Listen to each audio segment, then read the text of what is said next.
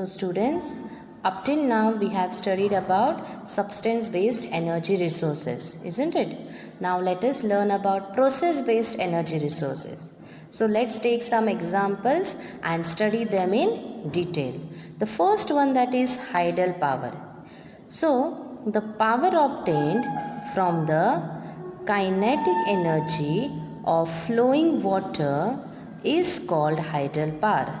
That means kinetic energy of running water is used to generate electricity.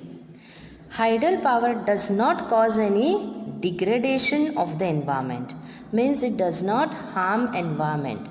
It does not leads to its depletion. It doesn't harm. Okay. Also, the water which was used in generating power can be reused again. Bhakra Nangal in the Punjab and Koina in Maharashtra are some examples of this. So children, now can you tell me, name 4 hydel power stations in our state? Yes, they are Koina, Bhatsa, Yeldari and Jayakwadi are the 4 hydel power stations in our state. So, the electricity generated at this power station is then transmitted to the consumers. So students, do you know, with the use of new technology, nowadays electricity can be transmitted up to a distance of 800 km from power generation center without any leakage. But beyond this distance, its transmission may lead to loss, that is, it may cause leakage. The power obtained from 1 kg of uranium is equivalent to the power obtained from 10,000 tons of coal. 1 ton is equals to 1000 kilograms. So now let us study about wind energy. Since hundreds of years, man has been using this resource, mainly for example in sailboats. But nowadays, wind energy is used for power generation, and for this a wind speed of 40 to 50 km per hour is required. And due to these speeds, the blades of windmills turn and they generate kinetic energy. This kinetic energy is further converted into electricity, and this electricity can be used for different purposes like agriculture, domestic use and industries. So, the windmills have been erected at many places in India, for example Maharashtra, Karnataka, Tamil Nadu, etc. So now let us study about the process-based energy resource, that is solar energy. We receive light and heat from the sun. Yes? So the generation of electricity from the solar power depends on intensity and duration of sunshine. Means if you want to generate electricity from this solar energy, then we should have more amount of sun rays. Yes, that is we get mostly in summer season.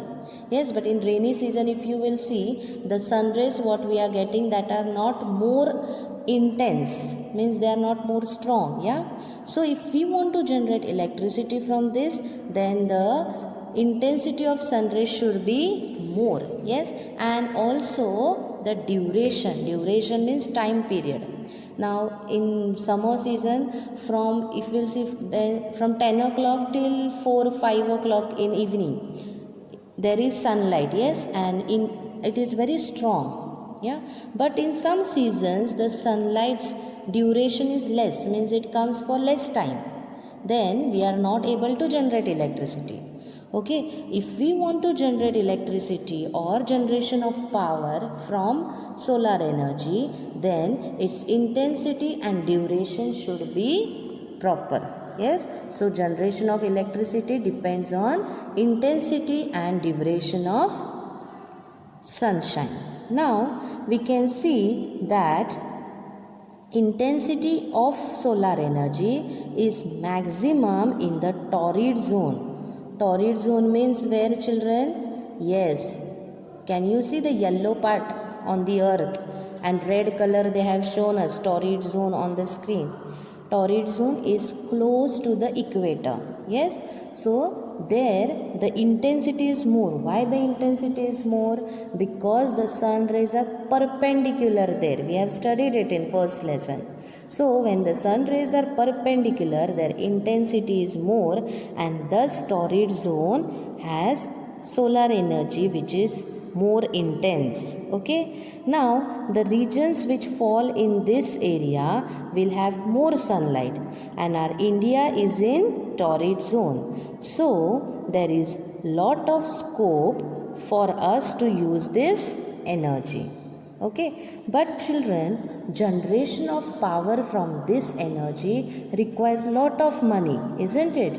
We have studied it. Yes, so nowadays we are not generating energy from by using solar energy, that is we are not generating electricity from solar energy because it is very costly, but research is going on to make less use of money and generate electricity from solar energy. Okay, there is a solar power plant in our Maharashtra. Do you know where it is? Yes, it is at Sakri in Nandurbar district. Now we are going to see the devices which can run on solar energy. So the devices are solar cooker, lamps, heaters and vehicles. So these are the devices which we can make available and which can run on solar power. So this is what we have learned about the solar energy. Did you understand? Do you know there are some large scale solar energy projects in the world? They are Aquaclanite Solar Project, Arizona, USA, California Valley Solar Unit, California, USA, Golmund Solar Park, China, Charang Solar Park, Pathan, Gujarat, Welspun Energy Project, Madhya Pradesh. So now let us study next energy resource, that is tidal energy. Movement of the ocean water is due to sea waves and tides which are going on continuously. Nowadays, new technologies has been developed to generate power from this tidal energy, but it is dependent on the speed and the force of the waves. The electricity which is obtained is from kinetic energy, and the energy thus obtained is pollution free and inexhaustible, that is, it is everlasting. As we all know that India is a peninsular country, and the peninsula is for about 7,516 kilometers, and thus there is large scale energy resource available here. Which energy resource? Tidal energy resource. Yes, and nowadays we are facing problems such as energy crisis, isn't it? So we can overcome this problem by making more use of this tidal energy, but we need lot of money. It's very costly to generate energy from this tidal energy. Yeah, but efforts are on to start such projects in India. Now let us study about the next process-based energy resource, that is geothermal energy. Man has always been curious about the hot water springs. They can be seen at Unabdev, Vajreshwari and Manikaran, etc. The distance from the surface to the center of the earth is 6,373 kilometers. The temperature in the earth's interior increases by 1 degree Celsius at a depth of every 32 meters. Thus, the temperature there is very high. The temperature at the center of the earth is around 4,000 degrees Celsius. And thus man has developed new process of using this underground heat for generating power. Yes, and he is utilizing it for generation of electricity. Okay. One such project is located at Manikaran in Himachal Pradesh in India. So children, up till now we have learned about process-based energy resource like hydropower, wind energy, solar energy, tidal energy and geothermal energy. All these energy resources are abiotic and they cause minimum pollution and they are also inexhaustible energy resources. So now let us begin with do it yourself from page number 58. So that is an activity related to energy resource. We have learned about various energy resources in detail. Based on this, let us now do an activity. So form groups of 5 to 8 children. But now what we will do, children? Each of you will select an energy resource, okay? And collect information regarding it based on following points. You can collect information from the internet, reference books, newspapers, TV programs, etc. and note down the points and its information. So the points are name of the energy resource, its advantages and disadvantages, and environment friendliness. Also some more points are given in your textbook. I'll read that. First, name of the energy resource. Next, use of energy resource. Estimated cost of power generation. Advantages and drawbacks in using the energy resource. Cuttings, pictures and other available data about the energy resource.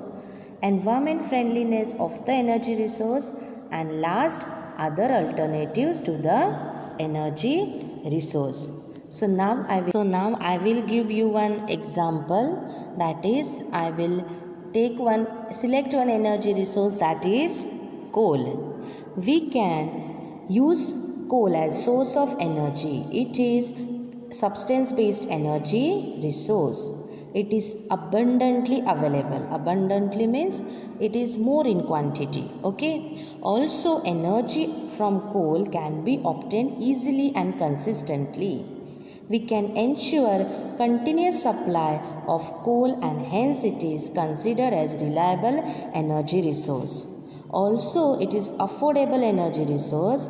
As compared to the other fuel sources, the price of coal remains stable. It produces high amount of energy on combustion. But there are also some disadvantages of using coal as energy resource. Large amount of carbon dioxide is produced while generation of energy from coal. This can lead to the problems like global warming and climate changes. The burning of coal is not environment friendly as it produces harmful gases like sulfur dioxide, carbon dioxide, nitrogen oxide that causes pollution of the environment. It is non-renewable energy resource. Moreover, because of the excessive consumption, the coal reserves are rapidly getting depleted. Coal mining causes damage to environment and puts life of people, especially coal miners, in danger. We can use other environment friendly energy resources like wind energy, biogas, solar energy as an alternative energy resource for coal. Importance of energy resources. The demand for energy is increasing all the time due to growing population, urbanization, industrialization, and growing needs of man. Therefore, it is necessary that we should use it very carefully and economically. We should use electricity only when required. Also, we should try to make maximum use of alternative and non-conventional energy resources. It is most important that it is easily possible for us to do so. It is also necessary to use energy resources frugally. So students, now we will answer what will you do from page number 58. The whole family has decided that every week a whole day's electricity is to be saved. What preparations will you make for this? So, on that day, you can complete the homework in the afternoon after returning from school. Therefore, you don't have to use light in the evening, thus saving electricity. Isn't it? Second thing, that is, you can also search for candles and torch and keep them at proper place so that you can use them in the dark. Third thing, you can also make fan from newspaper so that it can be used whenever required. So these are the three things what I gave you example. You can also search for some other and write in your textbook with pens. So now what we have learned from this lesson? Yes, so there are some points, that is, I can do this. Identify the energy resources among the natural resources. Can tell the use of energy resources. Can use the energy resources economically. Can give the information about the energy resources in India. Can identify the environment friendly energy resources. So here I have finished the lesson. I hope you have understood the lesson. Read the lesson carefully and get clear the concepts.